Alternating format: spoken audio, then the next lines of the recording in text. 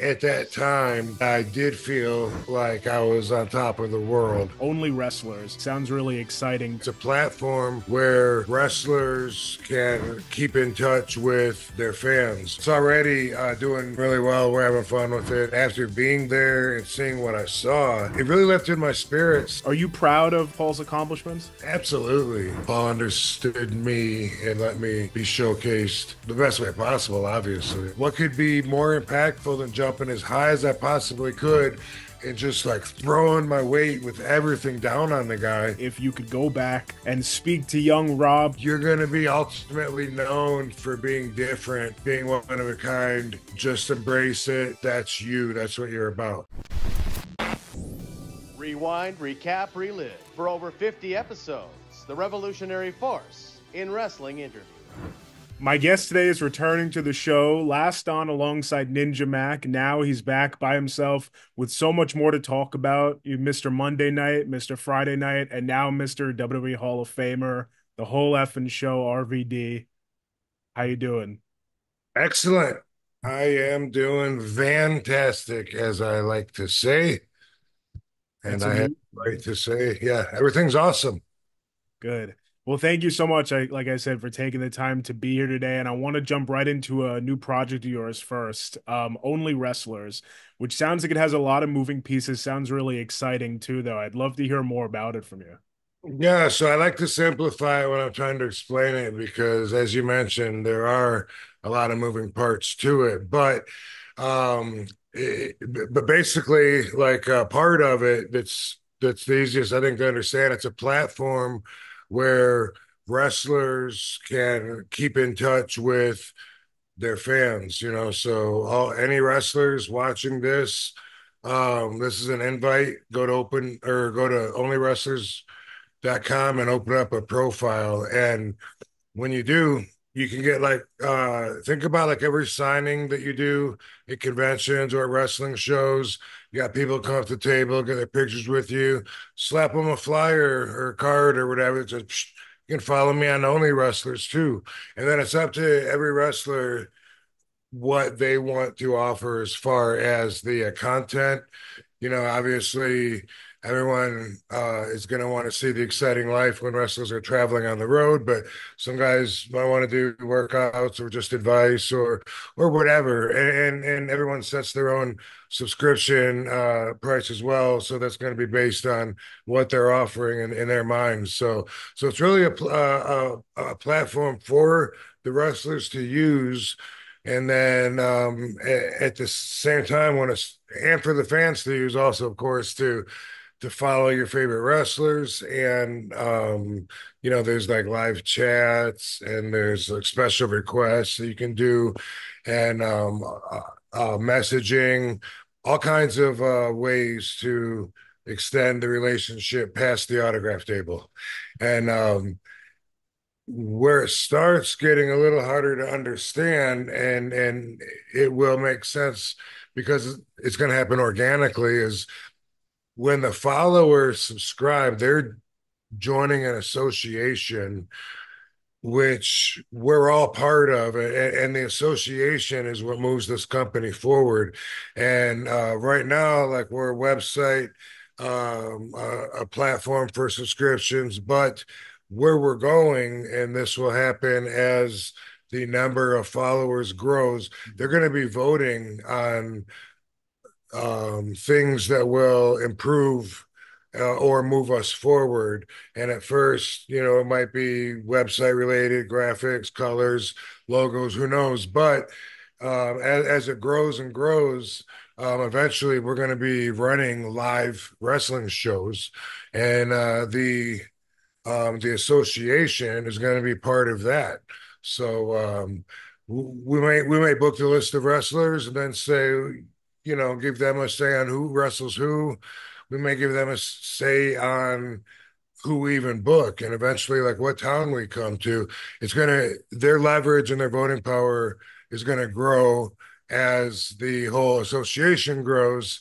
And right now, we're just really focusing on trying to sign people up and get them and get us used to that relationship. So It gets confusing when they start thinking too far ahead, but I assure you, there's at least three of us partners on this that are familiar with running shows. One of them is a wrestling promoter. He ran a company called UWW, and Okay. worked. Katie wrestled for him, and he's one of the partners on this. So when it comes to booking the venues and stuff like that, it's not far-fetched. I mean, we were going to start with that, but then the better idea became to roll it back and start here and do everything and grow together. So I'm still reaching out to a lot of wrestlers. A lot of wrestlers I've already talked to Yeah. that said they're into it, but they still gotta find time to set their profile up or whatever. So it's like it's gonna take a little while, I think, for the snowball effect, but it's already doing really well. We're having fun with it, and it's something that we have to talk about for quite a while. And the followers are always going to have an agenda on there. And there's ways to make money for both wrestlers and for followers. If you refer people and you use your code, you get 5% of everything they spend for 12 months. So even even the fans could sign up and just be a recruiter if that's something they were interested in, and Wow. it makes some money off it. So it's a win-win for everybody. Hopefully everyone sees it that way. Yeah, it seems like such a cool project, and I think it's good that it gets confusing the more you talk about it too, because you've got good goals out there, like these check marks you want to check off.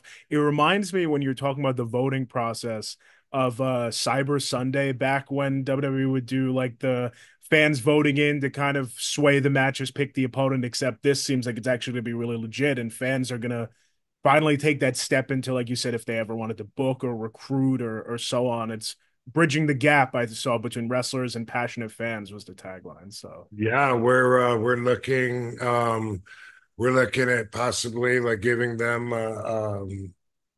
well, I guess we're looking at so we have fans, by the way, followers from like all over a bunch of different countries and stuff, and thinking about releasing this game, but it's kind of a work, kind of a shoot, because we would make them say promoters of their own territory, like where they live, mhm. and it's an idea that I've been talking about with the owners that isn't all the way developed yet, but it sounds like it could be something fun, and at the same time could be very useful when it comes to actually making the real choices for the real live shows and stuff like that. Yeah. So yeah, it really has a lot of different pathways for it to grow. So that's why I'm always trying to take it like slow, because there's so much that we've talked about where if it organically keeps growing like it's made to, and like I think it will, that we can take with it, where it's like I said, a win-win for everybody. So Yeah. Who are some guys who are signed up to it right now? um so far, man, I wish I had it to look at right now. I don't know if Chris Masters has set up his profile yet. I know he keeps telling me that he's going to, and I gotta find out if he did. Sabu is on there. By the way, myself and Katie Forbes and the OWA account are all always going to be free to follow. Okay. So at least, go to onlywrestlers.com, check it out, see if it's for you, whether Yeah. you're a wrestler or a fan. And like I said, you can follow us for free always. Um, That's a great way to start. Yeah, for free. yeah, You we have we have over 60 on there right now. I'm trying to think of who we have. And I'm getting confused with some of the guys that called today and tried to reach out to. But Some I know just that I've heard, I think, is John Morrison and I believe you said Greg Valentine, which just sounds really fun for a fan to be able to connect with a yeah. creative. So I can't really imagine him making much contact with his phone or whatever. So I'm not sure exactly what his part is going to be on it, but But he's uh, there. That's what yeah, he's matters. there Yeah. though, and friends with everybody that's in the administration. So um, there's been people that say they want to be part of it that are in the industry, and there's even wrestling promotions. I have promoters that are creating accounts, and then they can use that whole account to promote their wrestlers, their shows, whatever they got to promote. And that's one of the things that we're hoping to do also is to shed light on some maybe underexposed talent. So there's a lot of agendas with it that we hope to do, and we want to eventually make the OWA home website like a hub, a go-to. Like I want to do Okay. uh, podcasts on there and also feature other creators. And Yeah. so we gotta get there. Right now, the only way I could do it would be like in the live window, but there's you don't have the controls on that. Yeah. Down the So road though. so we're just opened up, and we're trying to spread the word, and we're hoping that the referral commissions will help inspire people to spread the word. We want to Yeah. grow.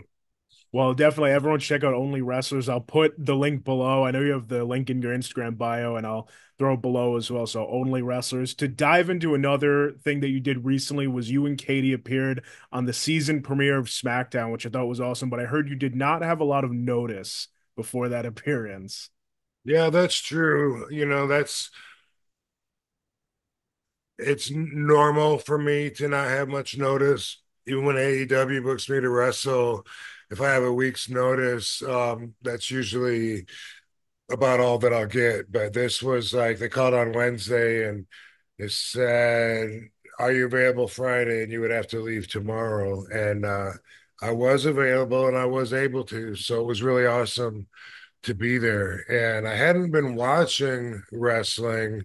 And after being there and seeing what I saw, I should watch their product a lot more because it really lifted my spirits seeing that it's not all about diving over every wrestler diving over the rope and eight tables being broke every match and it's not all about the fans critiquing it and talking about what they could do better like it seems to be online a lot of times but there in the arena feeling that vibe it was so positive the wrestling that I saw was um simplified to where it meant more everything meant a lot the crowd knew their spots. They knew exactly right when they were supposed to pop, and they did, and they had a great time doing it. And it was overall like a really enjoyable and uplifting experience. Yeah. That's so cool to hear that it gave you that new perspective. Maybe, yeah, all it took was being there for one of those recent events. Because, I mean, fans are saying it a lot, but WWE seems like their whole vibe has shifted. Like everyone's just seems like they're having a good time, at least from the outside. What was it like being backstage there as opposed to other times that you were backstage in WWE? Same, actually. I think, and I told Katie about this when we were there, sitting at the table and catering, just looking around at everybody. It used to seem like we were all so tired and beat by the time it was TV. And then the TV days are the longest because you got to be there at noon or one or instead of 5 o'clock at night for the non-televised ones. Yeah. By the time it rolls around to SmackDown, you've done three house shows, pay-per-view on Sunday, or Raw Monday, and then you're just so tired and beat and and Yeah. it's not like that at all anymore. It was everyone was motivated to be there. They seemed to be enjoying enjoying their job and they seemed happy and comfortable with what they're doing in life. And it was a total different vibe than I used to feel in a very good way. That's really cool. Maybe we could expect to see more RVD then there if it's such a good vibe. Who knows? Maybe so. I would have to adapt because it made me realize how old school I am compared to everybody there. You know what I mean? Yeah. Yeah, Have but you? Oh but yeah. yeah, it would take some adapting.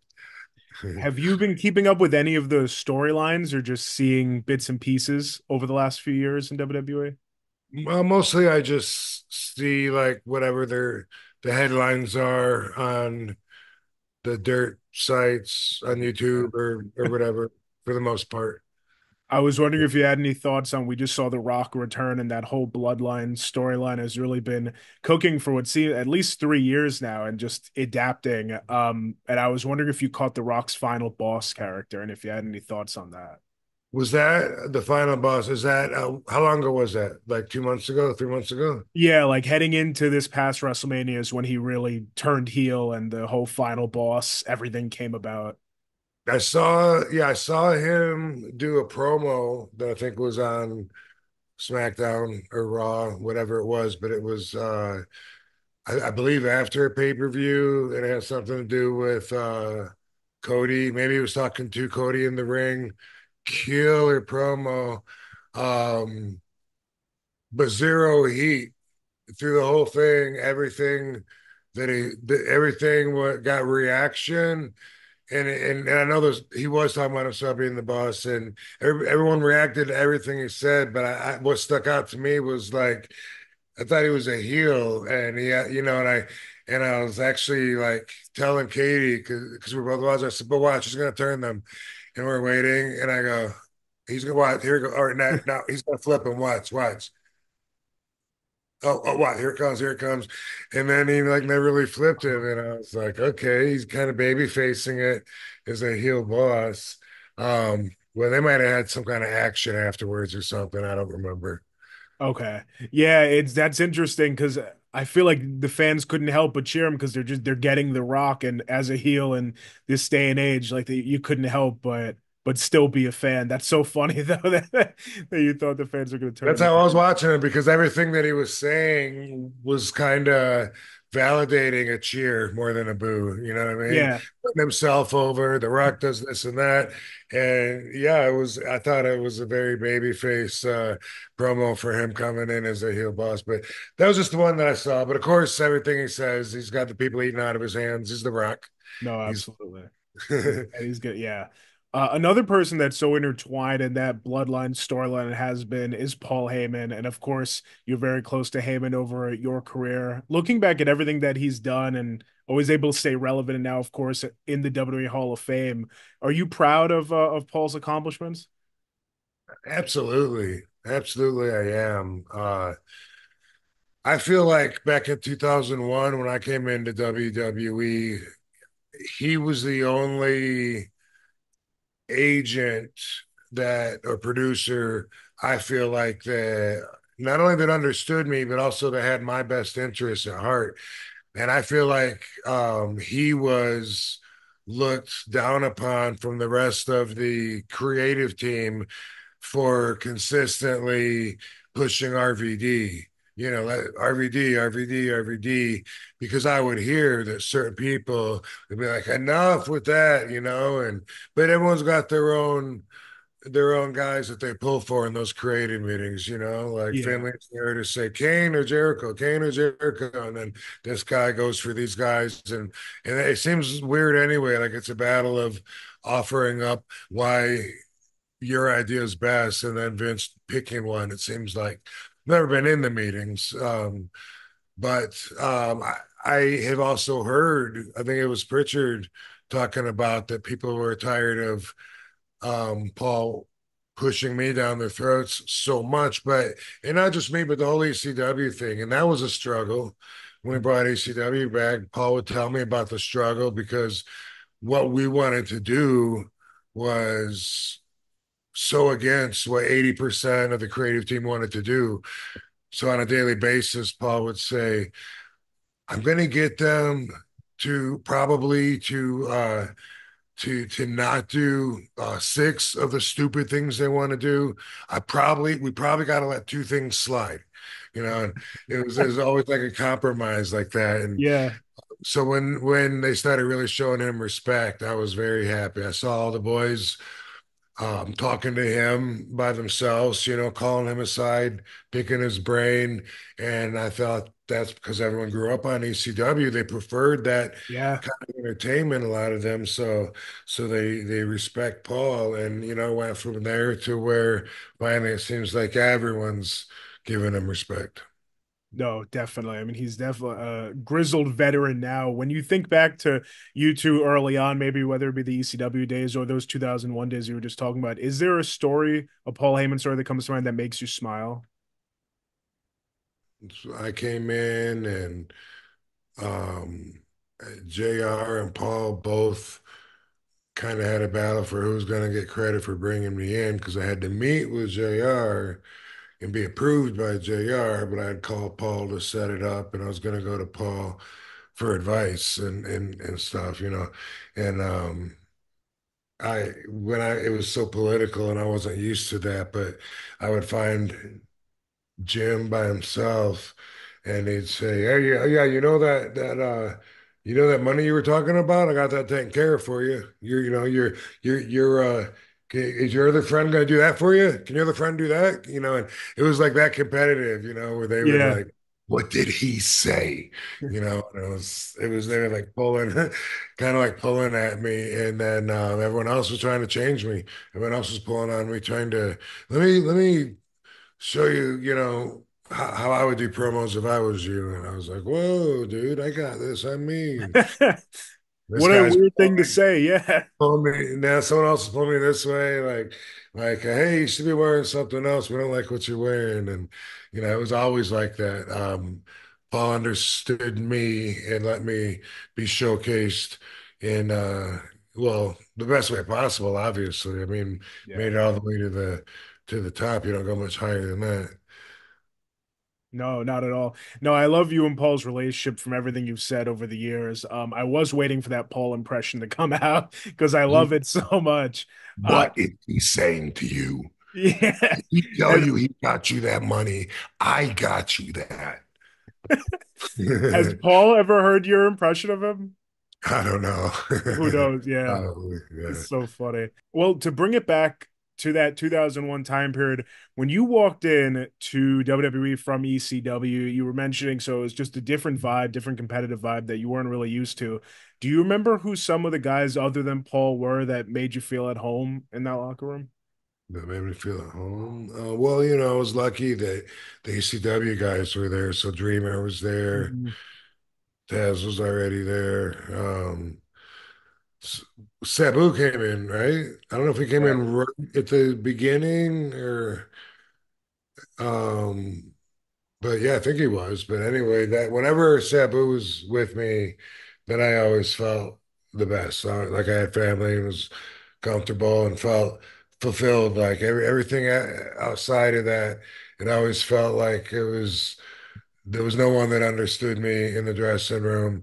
If Sabu or Paul were there, at least they understood me, you know.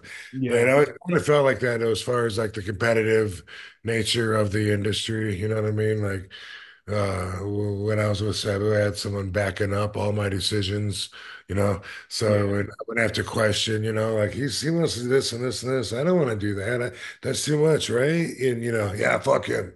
You know, like that was when you got that, it's better than not having that, especially at that stage Yeah. of your career. But we all got along though, pretty good through the ECW Pride, I think.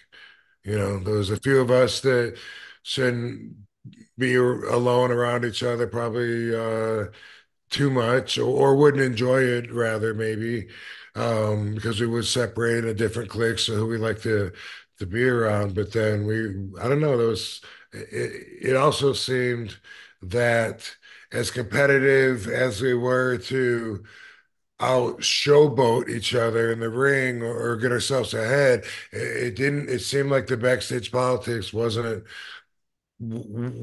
there. You know, where people were trying to cut off other people's chances to get themselves ahead or whatever. If there was, I didn't see it anyway. Yeah. You No, know, definitely. Well, you were thrown right into the fire, I feel, pretty quickly. You had that one championship match, or a world title match against Austin and Angle at No Mercy. And I don't know if you remember that match, that triple threat, but I'm sure the pressure must have been crazy just coming into the company and being in a world title match. yeah. You know, it's funny because looking back at it, that was a really good status to be in, and I was I was enjoying a pretty good ride at the moment that lasted for quite a while, even wrestling Undertaker and The Of Rock and Stone yeah. Cold, like and Evan wins over them too. But at the time, I didn't feel the enjoyment that the fans were. It was business for me mostly. Mhm. And then also, it seems like they promise you enough that they don't deliver on to kind of balance off from the stuff they do deliver on. So it's harder for me to notice because I still feel compromised in the end, you know? So, Yeah. even if on the outside, sometimes it can look like, wow, things must be great. But sometimes on the inside, there's things you don't even know about. It just kept me feeling, let's say I never felt that I knew that I couldn't be replaced, but I didn't feel expendable. There was never a time where I felt like, well, I can do whatever I want and get away with it because I'm over. I never had that feeling at all. I felt like anytime, they could get rid of me, like they get rid of my friends left and right, Mhm. and it wouldn't be the most shocking thing in the world. That's how I felt. Well, off of that, it's really cool to see how far up you did make it on the card. Was when you reached world championship status, did that change in your mind at all, the expendable part, or did that stay the same? Um, I think that at that time that I did feel like I was on top of the world. And not just because I had the WWE Championship, which is the number one spot that everyone is, it goes after the Mhm. coveted throne.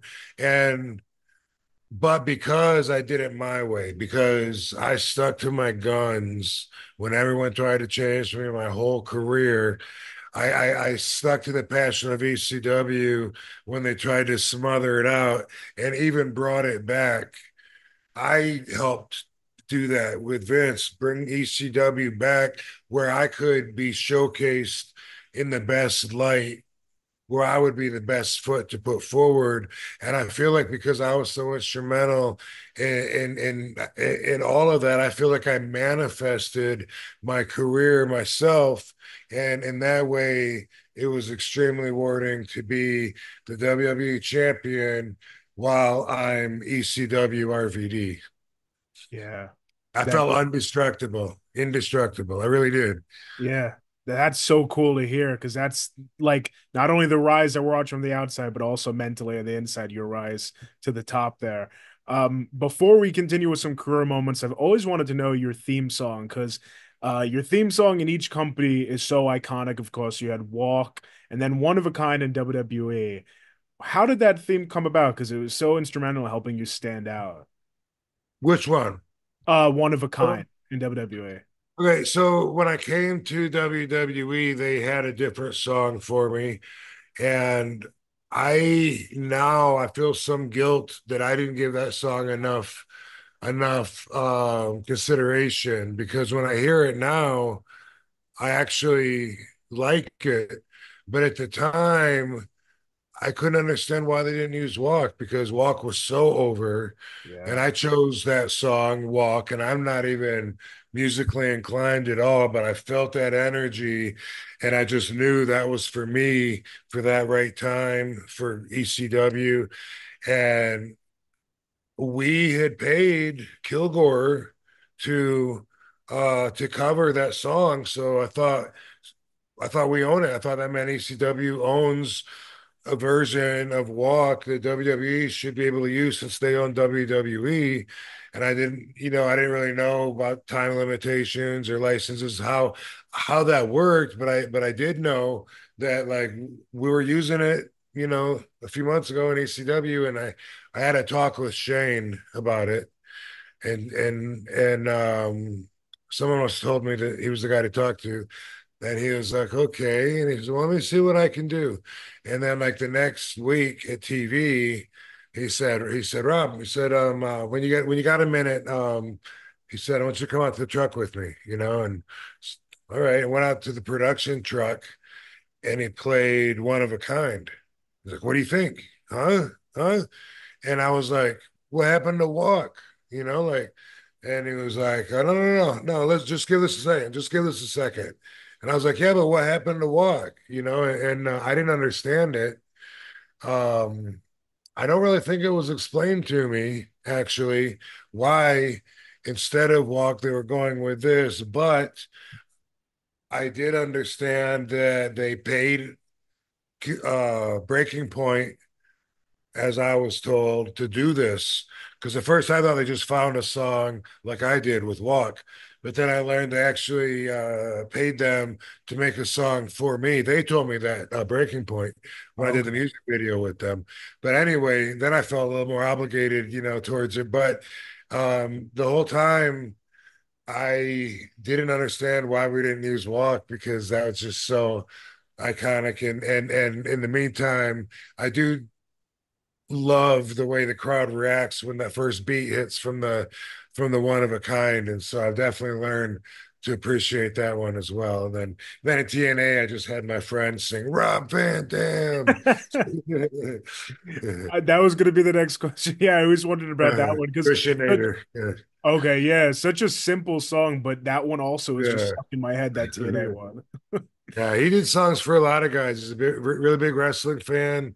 He did a really cool song for Sabu, Chris Masters, John Morrison. Some guys we got on only wrestlers signed up. The Same, only wrestlers. yeah. Um, but I'm not that musically inclined compared to 99% of the people. Well, you fool a lot of wrestling fans because with three Yeah. amazing songs, we all think you are. You mentioned locking up with Undertaker early on in your career. I'm curious if you remember the first time you met him and really what that aura was like walking into WWE meeting Undertaker. Oh, I don't remember the very first time. I don't. What I can tell you though is that something that I experienced in my career that not everybody seems to experience is that Sabu and the Sheik kind of beat the fan out of me. Um, the very first time that I was allowed in an actual dressing room was in Euclid, Ohio in 1980, 1990, actually. And I hadn't had my first match yet. I was training with them, but Sheik was wrestling Jerry Lawler. Sabu had a match. Medusa was there. Very big night in my life being there as a wrestler, right? Sabu said, if you come in the dressing room, if you're going to be in there, you're a wrestler. You're not a fan. You understand that? He said, you can't be both. He said, you don't ask anyone for their autograph. This was before everyone had the camera phones. Yeah. No autographs. And he said, don't talk to anybody unless you're going to introduce yourself. Then you just shake their hand, look them in the eye, tell them your name, and don't say anything else unless they talk to you. And don't even do anything unless they talk to you first. And I was like, okay, okay. And Sheik, made sure I understood. And I feel like throughout my whole career that kept my mind in a certain frame where so some things could have passed me by where I didn't stop and smell the roses, Mhm. because it was just business for the most part for me, all business, business, business. And like Sabu used to say when I started out, if somebody owes you money and they want to give you a championship belt instead of paying you more, and you have a choice, take them more money. You can't eat a belt. That's Wait, yeah, so yeah. that's the way that I was trained, and it's so different now because when I'm in a locker room, it seems like all the wrestlers that are there want to get a picture of me, and I don't say, no, you can't do that. You're one of the boys, because I understand that it's changed. But when you think about what a different perspective my mind was in always throughout my whole career, it helps explain some of the choices that I made. Yeah, definitely. I mean, and it probably helped you, I'm sure, excel in a more maybe a mature way or something like that, like having those blinders on and just maybe focusing on success. Um, well, you did have some awesome matches with The Undertaker. Maybe you don't remember meeting him at first, but how'd you enjoy being in there with him? Oh, it was awesome because he's a veteran, and I had been wrestling for, I was a veteran as well, even back then, like in 2001, I was already wrestling for 11, 12 years. When I wrestled The Undertaker, we wrestled a lot on the road at house shows and steel cages. And one thing that sticks out in my mind is that I wouldn't even have to even see him before the match. You know, a lot of people when they interview, they want to ask, about like how much of it is scripted, and and I mean, I get the curiosity, but it's people who really believe that it's so scripted. They make their way into the business and then make it so scripted, thinking they're working in front of a crowd that thinks just like they did that it's just scripted. And that is what happens to a lot of the magic is just gone that way because it's never there to begin with. And that kind of equation. But anyway, it's relevant when they ask. And it's relevant with what you just asked, but a lot of times with Undertaker. I mean, I had a pretty good idea how the match was going to end up. He's the Undertaker, and wouldn't even have to talk, and go out there and have good matches. And that's a lost art, I believe nowadays. Yeah. Well, one thing that goes with that is something I found out through your podcast, One of a Kind with Rob Van Dam. Another thing people should definitely check out. But you, I guess, are leading in WrestleMania victories. You are the new streak holder. I don't Yeah. know how many people know that, but was that the first time you heard that was on your show? No, I've heard that for a long time. Maybe since Undertaker was beaten. I think that's when Oh, I started wow. hearing it. Which, I told you how I wasn't, how the mark was taken out of me. That moment in business in the industry when Undertaker got pinned at WrestleMania, that made me realize how many of the boys are marks. Like I had no idea. I couldn't get over how many people for the next hour had their jaws dropped. The boys, watching from the press box, everyone was like, "Oh my God, oh, I can't believe it!" Like, I mean, so many people. I kept saying, "Are you being serious right now?" Because I didn't feel it. I was like, "So," you know what I mean? Yeah. And that's good that they can have that appreciation. I think, but that was so prevalent to me.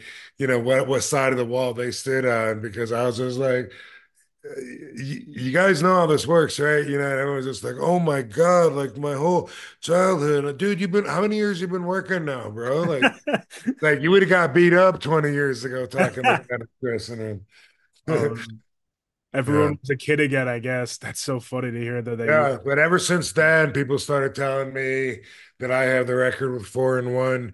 And then recently I heard that there's a girl, and I don't know who it is, but I heard that there's a female that has the same record as me. Don't know if it's true, but I wish yeah. I knew off the top of my head. I don't. There's definitely some wrestling fans out there who have everyone's stats though ready to go.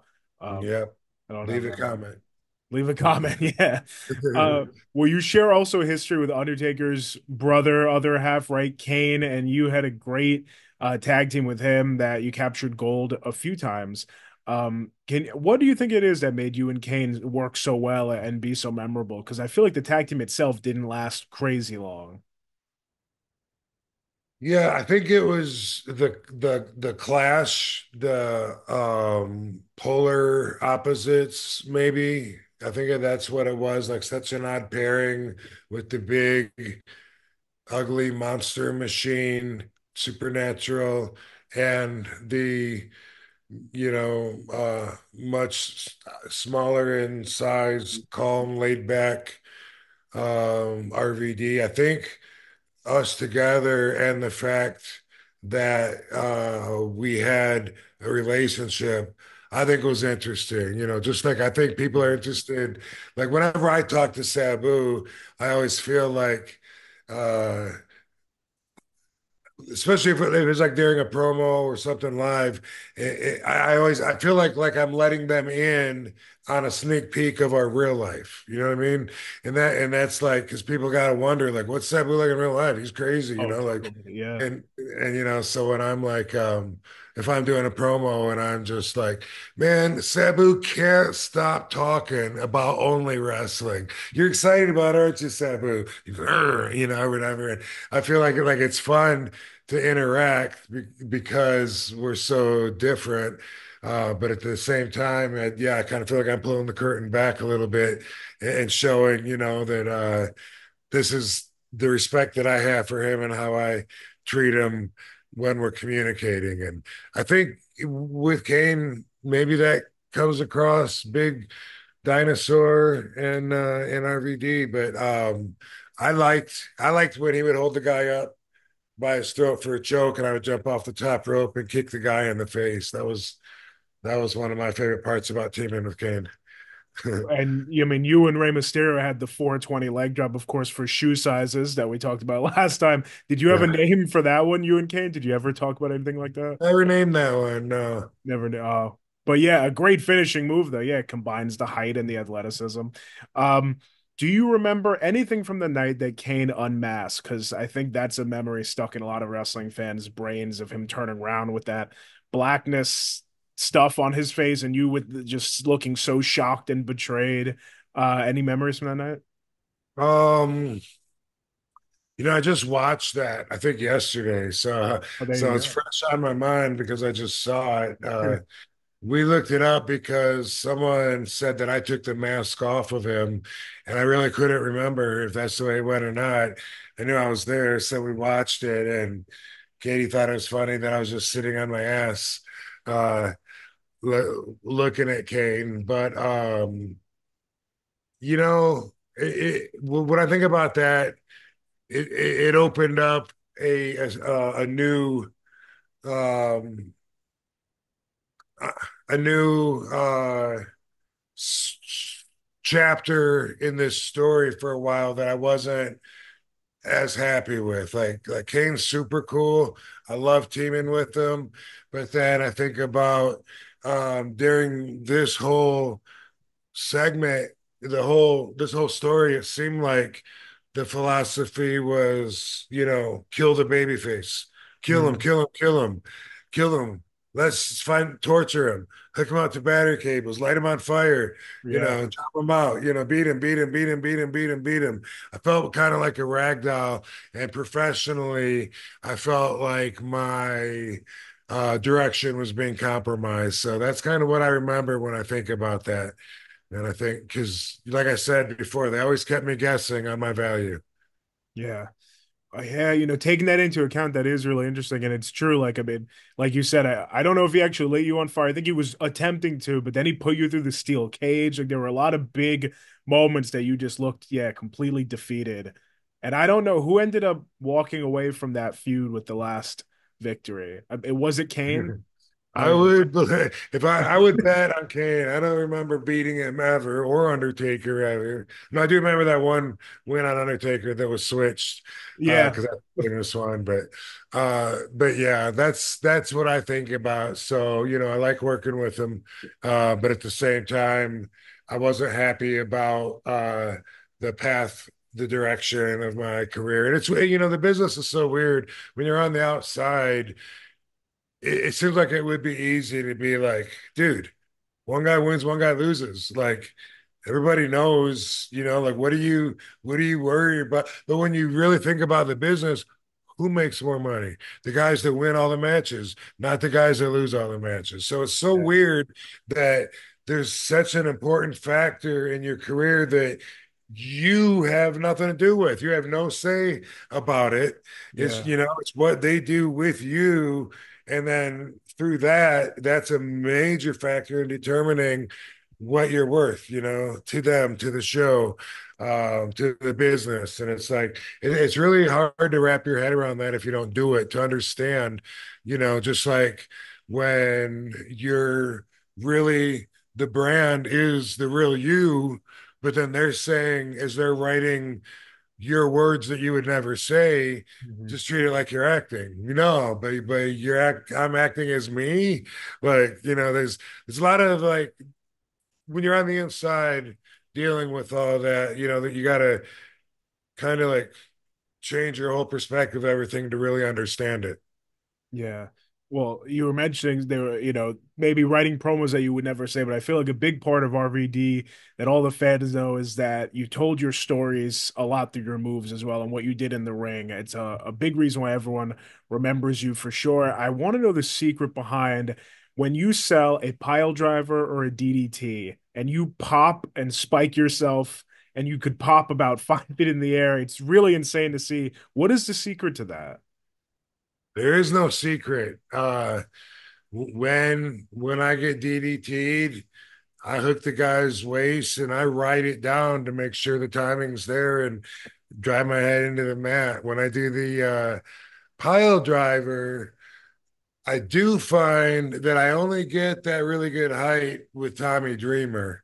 Uh, After the November to Remember, the famous pay-per-view when I was first spotted doing that pile driver, I wrestled Too Cold Scorpio in Asbury Park. And I said, I want to do that, but on the ramp. Give me a pile driver on the ramp during the match. And he did, and it was dead. Boom.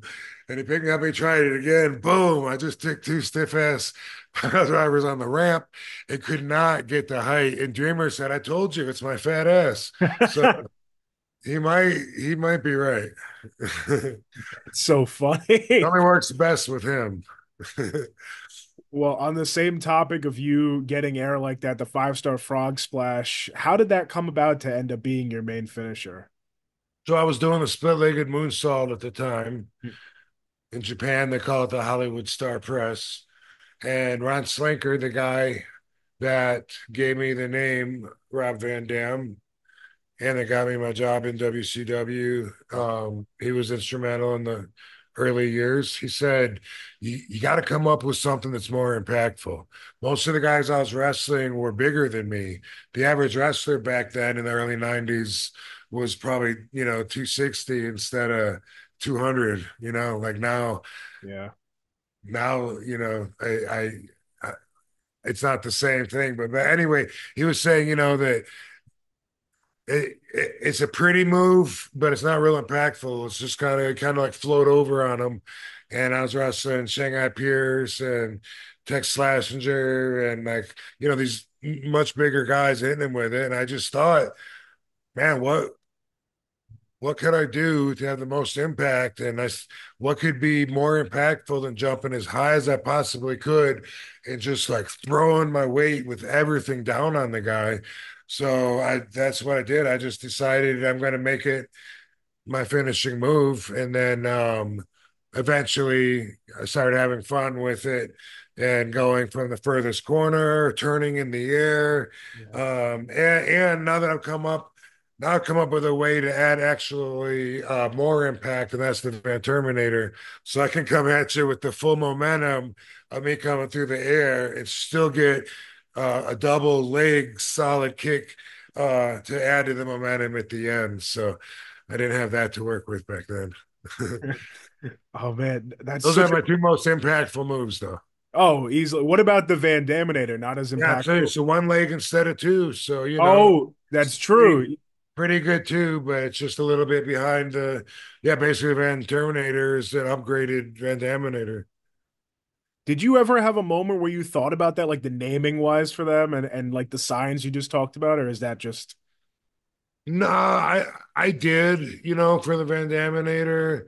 yeah. I think the Van Terminator, but a lot of my moves, Joey Styles Mm. named by calling them, and I would learn what they're called because I would just be wrestling and he would break it down and he would say RVD with a corkscrew 360 leg drop. And I'd be like, that is what I did. It's a 360 leg drop. Cool. So most of them were that. I'm pretty sure he named 5-star frog splash as well. Wow, the science behind naming the wrestling move Joey Styles. That's great. Yeah. I loved his Oh commentating. my God. No, it was so good. And there was a while he was doing it just completely by himself too, right? Yeah. Yep. Yeah. I didn't really need a partner at all. the skill Yeah, that must take. Yeah. And the he would commentary break. today, yeah, they have a lot of passion today and it's great, but I feel like Joey was making you every show think he was losing his voice. And maybe he was, who knows? But Yeah, the way he broke it down, it was explaining the action that you were seeing in a way that I find comparable to like when Joe Rogan is commentating on UFC. yeah. Because you might not know what you're watching, but Joe Rogan's going to tell you, he's going to say, RVD going for a crossface from behind right now. What Jeff needs to do is grab Rob's left hand. See him going for it. Okay, now he needs to twist it clockwise to escape. He'll break it down like that, and I feel like that it was so like it takes you through the experience in such a different way than other people do for you. And that's how I felt Joey would do when he was saying, RVD clearing the rope with a whatever launcher to the outside. Yeah. Yeah. Yeah, no, he knew well. Can you take us back to the 5-star frog splash you did off the Elimination Chamber pod to Triple H? That was the first ever Elimination Chamber. I can imagine it was probably difficult getting the angle right up there, which is what led to the knee to the throat. But can you take us back to that moment? Yeah, so no one had been in the pod before. It was brand new. And so we were all trying to think of different ideas that we could do to be creative with it. Um, it wasn't my idea to do the frog splash off of the top of the door, but it was something that I agreed to, so it was totally on me. But during the match, when I was up there, because I guess I didn't get up there before, I must not have to look from that perspective. But when I got up there during the match, I remember thinking like I wasn't sure how far I would go out when I jumped because I was normally jumping off the bouncy rope Mhm. and getting a lot of air, and I could feel that, visualize it, and feel the peak of my jump, and then boom, come down. And with this, I wasn't sure like how far should I jump out? I don't want to jump, whatever. And anyway, when I came down with the frog splash. I over jumped just enough to where my shin came down across Triple H's throat. Uh, so I overshot him. Uh, must have not counted for the height or, and got a little more out there. And so, yeah, crushed his windpipe and he had to go take an ambulance ride to the hospital afterwards. And I've thought I thought that's, probably not. I mean, I always feel bad whenever something happens in a match when someone gets injured, but this one, there was like nobody to blame but me. And I thought also, with him in his position that he's in and stuff, I thought that might not be too good of a person to get heat with right now at this point in my career, trying to adjust all the political BS and everything, because you Yeah. know, because a lot of it came from that direction. I'm glad that it didn't have any, at least long-term effects from what we ended up seeing you do in your career. But yeah, that was definitely a wild moment. Well, as we start to wind it down, your skills don't stop in the ring. We heard a little bit of your Paul Heyman impression earlier, but I mean, a great comedian. I feel like every interview I see of you, you get some laughs out of me, and I think, yeah, definitely very entertaining for sure. One video that always circulates that I'd love to ask you about is your impression of the Ultimate Warrior, the impersonation you're doing when Warrior appears behind you, and Yeah. just how that came about. uh, so the Warrior was going to return to the ring after like a 10-year hiatus, and he reached out to me through a mutual friend and was interested and he wanted to come to LA where I was living and wondered if I would take him to a ring, set it up so that he could work out, and train with him and get him ready. And I said, sure. And I had some stipulations. I wanted to be able to film, make a couple RVD TV episodes. Mm. And that was one of them where we're at the school where he didn't know what I was doing. And I was just committed to doing him. That's what all the impressions are, is just paying attention to people and being committed. But I just said, can you just like come in like after, like in a couple minutes to start talking and then like come in and then I'm just gonna act like you interrupted me and say fine, or you do it or something. I was having fun anyway. But he was like, what are you gonna do? I said, I'm gonna be you. He's like, what are you gonna say? I said, whatever comes out of my mouth. I'm just gonna tap into my inner warrior. And he was like, you want me to walk in? I said, yeah. He said, okay. And I took Sharpie, I drew on my face, and I think I took shoelaces and put them on my fucking arms, and then I just gave it everything and said, and I just like stayed in that character, and I know I entertained him too, and he just walked over and he's like, RVD TV. I'm like, I yeah, fine, forget it. Well, I wasn't having fun anyway, and walked off. That was the whole thing. I can't even understand what I tried to say at the end when I said I wasn't having fun anyway. But It's that's what. probably even better that you can't understand it. More authentic. Yeah, The Ultimate Warrior. That's yeah. cool. No, it was. We only trained that one day. Very little training actually.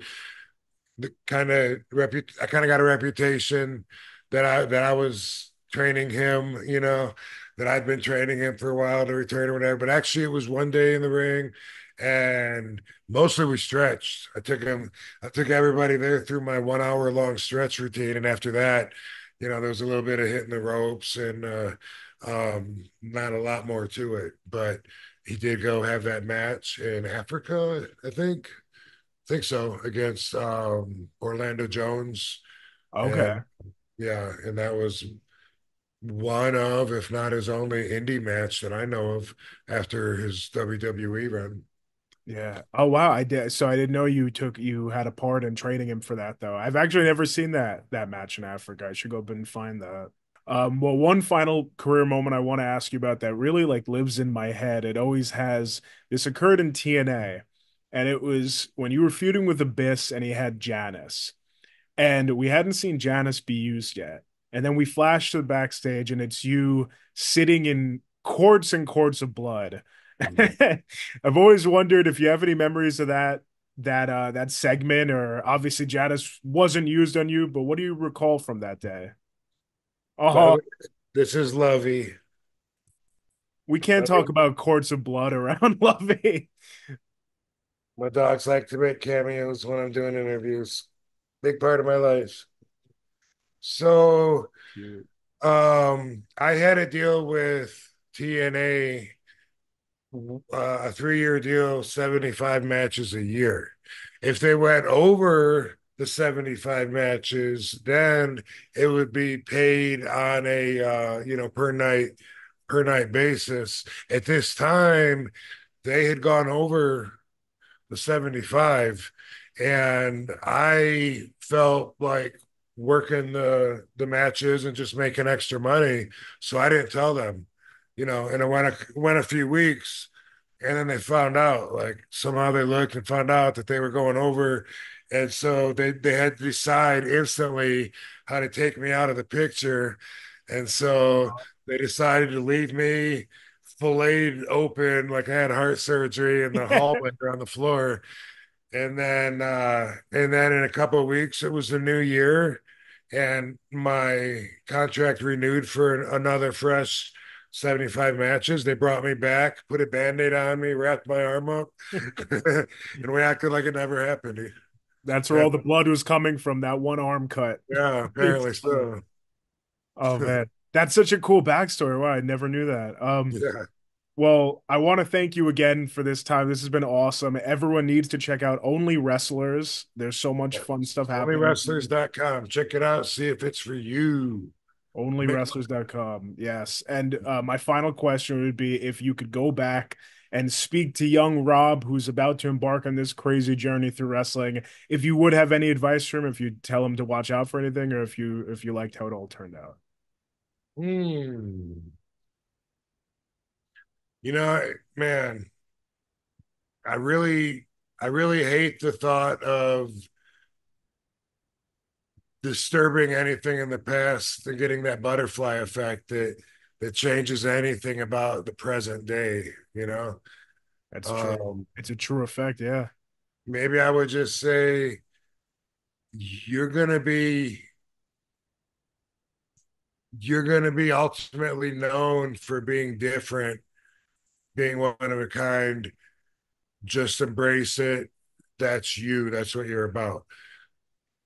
That's what, because I really didn't know that. And when people tell me, I remember 92, a couple, Rip Rogers, one time when I wrestled him and another guy too. But they, he he would say, hey, you do all those flips and kicks and stuff. It doesn't mean nothing if you do it the whole match. Save it and just do one kick at the end. Now it means something. And I was like, oh my God, there goes everything I love about the business. You know what I mean?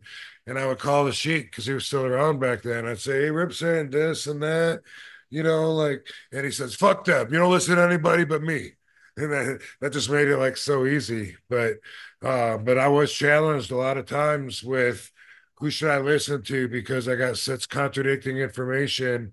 And fortunately, when I would remember, I would call the Sheik, but sometimes you gotta pick A or B, you know what I mean? And Yeah.